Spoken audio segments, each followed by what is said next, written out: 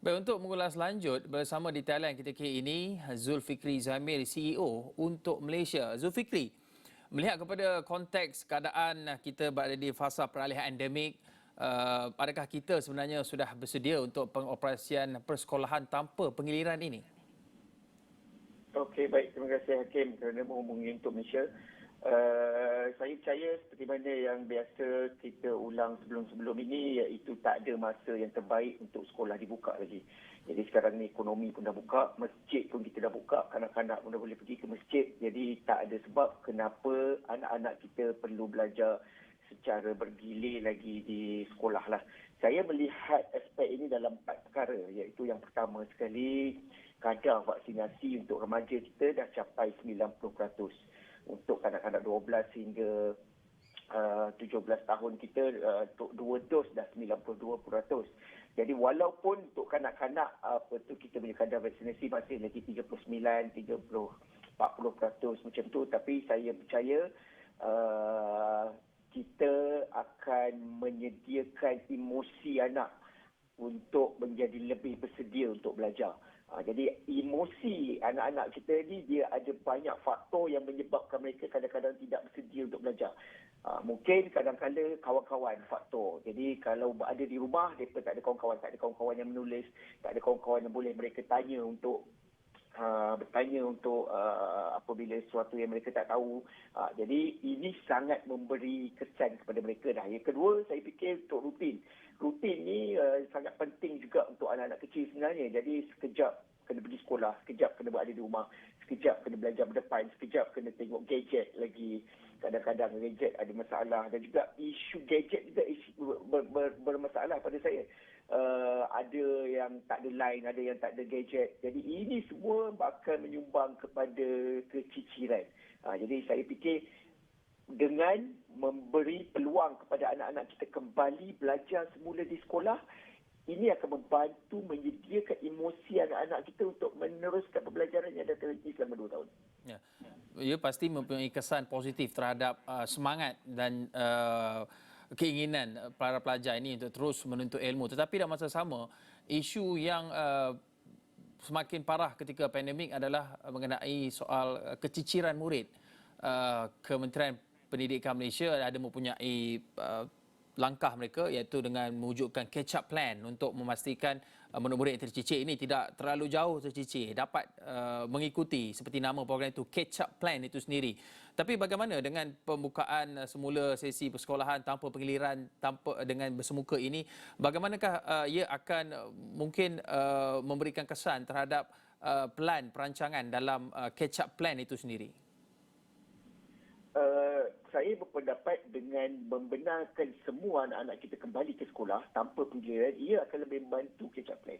Sebab kita kena faham, selain daripada kita membantu emosi anak-anak untuk terus belajar secara normal selepas ini, kita juga sebenarnya membantu para guru kita.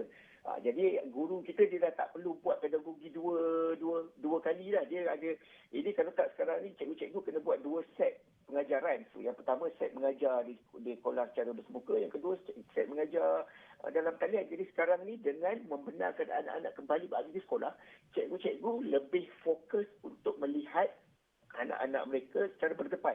Jadi pada pandangan saya, ini sebuah langkah yang bagus untuk membantu guru-guru kita meneruskan catch-up plan dan juga fokus untuk pelan pemulihan itu sendiri di sekolah, di dalam kelas, dan secara berdepan melihat anak-anak murid mereka secara berdepan. Jadi itu pandangan saya, catch-up plan akan menjadi lebih orang kata berkesan dengan adanya anak-anak di sekolah dengan cikgu mereka. Zul, perlukah pihak KPM ataupun PPD, Pejabat Pendidikan Daerah ataupun JPN itu sendiri perlu mengabaikan 100% modul-modul yang pernah dibuat untuk PDPR? Kita bermaklum, kita faham, kita sekarang ni bergerak ke harapan ke arah pemulihan, ke arah peralihan endemik. Tetapi adakah fleksibiliti untuk pelajar-pelajar yang mungkin kurang sihat ataupun tak dapat hadir ke sekolah walaupun sudah dibenarkan ke sekolah, mengikuti pelajaran mereka secara PDPR, ataupun selepas ini kembali sebelum pre-pandemic? Maksudnya tak datang lah kan, tertinggal lah kan. Tapi adakah mungkin KPM perlu mewujudkan option flexibility untuk pelajar yang ingin meneruskan PDPR atas mungkin alasan tertentu, mungkin kurang yakin ataupun masih lagi tidak berasa selamat menghantar anak-anak ke sekolah. Adakah KPM perlu mengekalkan option tersebut? Saya berpandangan tidak, sebab kalau kita boleh quote UNICEF dan juga World Bank sendiri, mereka menyatakan tidak ada kajian keberkesanan PDPR ni. Jadi tidak, orang kata sewaktu pandemik ini berlaku 2 tahun lepas, masih belum ada kajian yang menjelaskan bahawa belajar secara dalam talian ini memberi kesan yang baik kepada anak-anak keluarga kurang berkemampuan dan juga keluarga B40. Jadi dua golongan ini yang pada saya sangat terkesan dengan sistem pembelajaran dalam talian ini. Jadi sekarang ni kita dah bergerak ke depan, sektor ekonomi dah buka, kedai makan dah boleh buka sampai tengah malam, 7-Eleven dan juga KK Mart dah buka sampai 24 jam. Saya tak nampak kenapa kita kena patah balik ke belakang dan juga membenarkan anak-anak kita untuk belajar secara penggiliran lagi. Baik.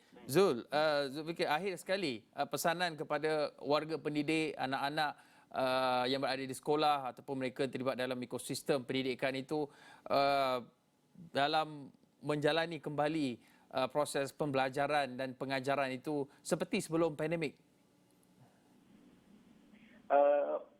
Saya punya pesanan ialah kita kena teruskan momentum yang kita terima sekarang ini. Seperti mana yang pernah kita sebutkan sebelum ini, pendidikan ni dia macam sebuah train, dia bergerak laju. Jadi sebelum ni, kita daripada sebelum Merdeka 80, 90 dan juga seterusnya lagi daripada KBSM, KBSR dan juga yang terbaru KSSR, KSSM, semuanya bergerak mengikut masa dan juga timeline yang telah disediakan.